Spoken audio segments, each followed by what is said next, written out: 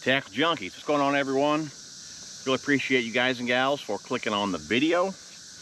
Today's video, we're going to adjust the brakes on the Johnny Morris. This is the Platinum series reel. It's got dual braking. I'm going to set it up for the first time, so I figured I'd take you guys along with me. Hey guys, be sure to check out Boat Effects for all your step needs, from the boost steps to the boom steps, and of course the main steps to enter and exit your boat. Great steps and even better customer service. Check them out. I'll have them linked down below. Code TJ1 will save you guys 10% off over there at Boat Effects. So dual braking, you have your magnetics here on the side, 1 through 10. If you pull this red pin here, rotate the side cover up. Now hold on to that side cover, it is not attached. There is your pin braking or your centrifugals, okay? Now, the brand new reel, it does come with 4 on and 2 off, okay? I went ahead and turned them all off just so I can show you guys how to turn them on. Because to be honest, guys, that setting, 4 on, 2 off, is how I run them, okay? But they're all off. But before I adjust any brakes, I'm going to adjust my tension knobs. I'm going to put this back on here, okay, and adjust my tension knob. All right, now obviously if you're more advanced, you can have the spool tension knob much looser, but a great way to set a reel up is to let the lure drop, and as soon as it hits the ground or the deck of the boat, you're good. So I'm going to push the thumb bar here, and it's dropping pretty fast, okay? So we're going to tighten that tension knob. This one here is audible, so it clicks, okay? Again, pretty fast. Still pretty fast there. And while you're doing that, make sure you keep your thumb on the spool or you will backlash. Getting a little slower there.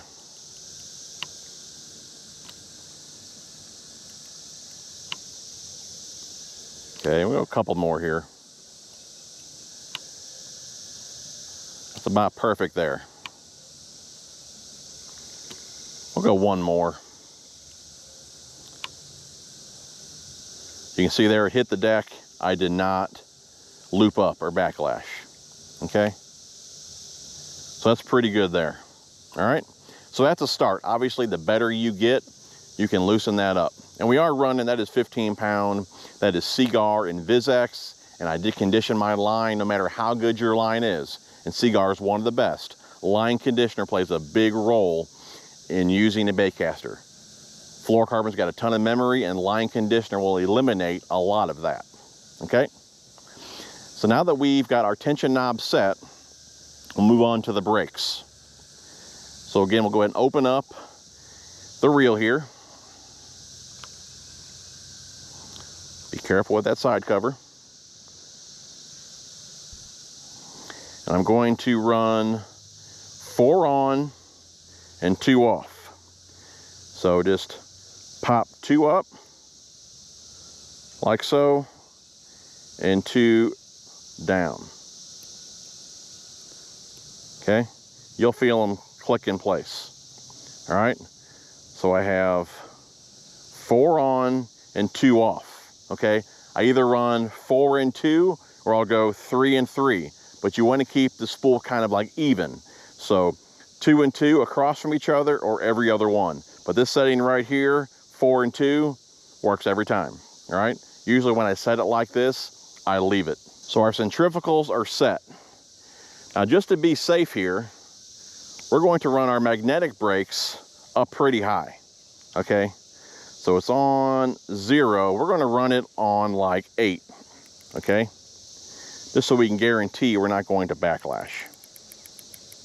All right, so we have it on 8 there. So we're going to make a cast. Now, here's where the adjustments come into play.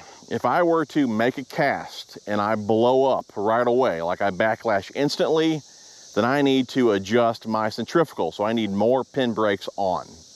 At the end of the cast, if I just loop up, then I need more magnetics. Okay. Now I have that spool tension pretty tight. I am a bit more experienced, so I'm going to loosen it a bit, but if you're a beginner, that's how you need to keep it, okay? We'll just back it off just a couple. All right. Just 2 clicks there. Okay. Let's make a cast. Okay. Pretty good distance right there. No backlash. Didn't loop up at all. All right. Now we're going to lower the number. Let's move it to 7 there. And tell you what, there might be actually, it says 1 to 10. There might be like micro adjustments between the numbers. I do believe you might have actually like 20 or so there. Okay, but we're on 7 now. So we took a pretty good jump, like I said, because there are adjustments between the numbers there. So we jump down to 7. Okay, a little more distance. I am keeping my thumb on the spool there, but no backlash and no loop. So we're going to lower that number even more. Okay, this is how you can figure out just how much you can depend on the reel, right?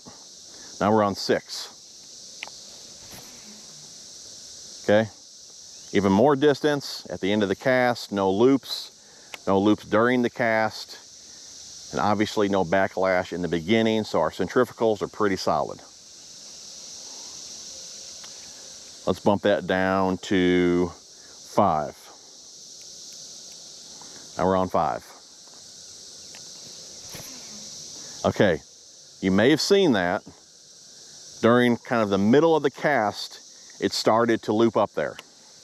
Okay, so we might be close to where we're set.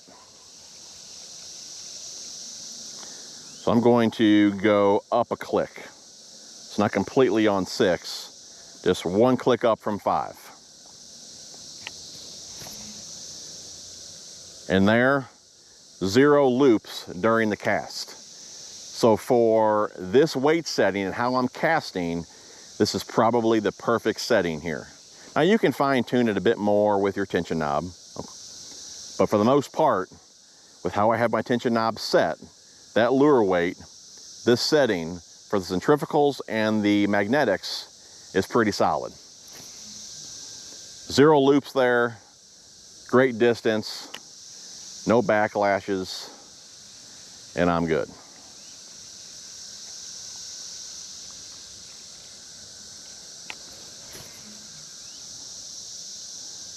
That's great. Now obviously, when you change the lure weight, or if you loosen up the tension knob, that's going to, affect the settings. So you might need to raise up the magnetics. But for the most part, I think you're pretty set on the centrifugals being on 4 and 2. Again, if you do want a bit more distance, you can go 3 and 3, but 4 and 2 is a pretty solid setting. Let's go ahead and loosen it up just a hair more. Couple clicks there.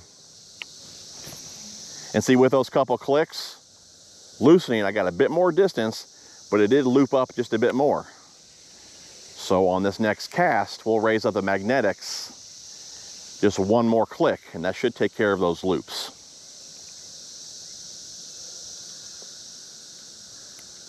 Okay.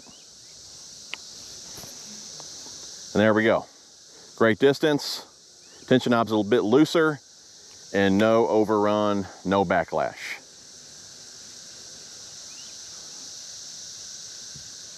Now these days, most reels either have one of the other, but if you can find a reel with dual braking, it gives you a ton of control and less headaches out on the water. Well guys, that should wrap it up. Hopefully now you guys know how to adjust a baitcaster with dual braking. Like I said earlier, a dual braking reel has a ton of control.